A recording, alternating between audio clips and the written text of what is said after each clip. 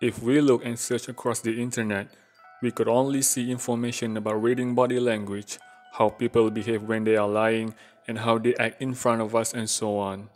These information are mostly repetitive and redundant because they are classified as direct lying. They are only applicable when the lies are present in front of us. But what about indirect lying? How about if the person who is trying to trick us is not in front of us? They might be on the other side of the world, using various mediums such as email, videos, voice call, or even text messages. Can we see their body movement and read their facial reaction? Of course not. In his book titled Language, the Loaded Weapon, published in 1980, the American linguist Dwight Bollinger explained that human behavior can be effectively influenced by linguistic components through the use of words. This involves lying, counter-communication techniques, and many more. So, in this video, we are going to discuss some of the most important aspects in the art of lying that most people do not aware of. This strategy and tactics fall under the category of indirect lying. The first one is deliberate ambiguity. Deliberate ambiguity is a technique with two possible interpretations or readings in a single context, one of which is true and another which is false. People who use this technique may exploit the ambiguity, hoping and intending that their victims understand the false reading. In many cases, deliberate ambiguity is used for deceptive purposes, which is widely used in commercial advertising to deliver many kinds of meanings, thus creating different kinds of interpretation to the audience. The second tactic is called reticence. Reticence involves hiding some facts from other people's knowledge.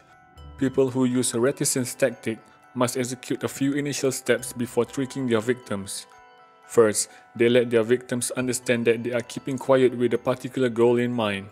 Then, they make it clear what this goal is and letting their victims understand that they have to hide something from them. As their victims become more curious, they will wait for their victim to ask them to reveal what they have been hiding. At this final stage, they will slowly reveal what they have been hiding. Most of the time, their victims wouldn't assume the credibility of those hidden information, because they would assume that people always hide unpleasant truths. The build-up process to the final stage of revealing those hidden false information is where the art of reticence lies. The third tactic is called obfuscation. The strategy called obfuscation is a strategy which is closely related to verbal bombing. People who use this tactic will make his victims trapped in a half-confused state by using technical jargons and bombastic words. Those jargons and bombastic words will seem logical, but hard to grasp, creating a false sense of understanding. Euphemism, redundant explanation are some of the examples of obfuscation strategy. This strategy is widely used by corporations and salespeople in any verbal or written contracts. Terms of conditions, which we already know, are full with technicalities and formally written words. The fourth strategy is called insinuation. Insinuation is a covert suggestion which involves negative assumption in other people's mind. People who use this tactic is playing with the emotions of their victims and people around them. One of the most famous insinuation techniques being used by some people to emotionally abuse their victims is called gaslighting. Insinuation could start off from just a small insult, without any hard evidence to back any facts being thrown on the victims, with the purpose of creating some confusion or misdirection in order to gain control over the victims. The fifth tactic is called feigning a lie. When people say what they believe to be the truth with the intention their targets believe they are lying to them, then they are doing what we call feigning a lie. The main component of this tactic is simply a reverse psychological manipulation. People who use this tactic will have the intention of deceiving their victims, because if their victims believe they are lying, no assumption will be made about anything they said, as they are believed to be false.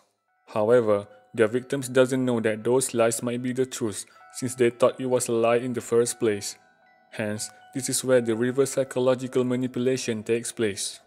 Finally, the last tactic which falls under the category of indirect lying is called feigning a joke. Feigning a joke is completely different from feigning a lie. When feigning a lie, the victims are being exploited because they have a habit of mistrusting people. But when feigning a joke, the victims are being exploited on their gullibility to trust other people who can pretend to sound sincere and truthful. People who use this tactic will pass off some information which they believe to be true in the real world as if they were joking or kidding. They are pretending to be playful and laughing with their victims when in fact they are really laughing on them. As a conclusion, we could see that indirect lying is an intentional deception, as people who use it could hide their emotions and physical reaction. It is true that people could fake their words and say what they don't really mean or believe. And that is why we should always have the knowledge of understanding what people are trying to say, because we cannot ignore the fact that communication is one of the important components of living in today's society, because words and verbal interaction could also be used as a weapon. Thanks for watching, and if you have any thoughts about this topic, feel free to share it in the comment section below. Also, don't forget to hit the like button and subscribe so you don't miss our future updates. Until then, stay safe, and we will see you in the next videos.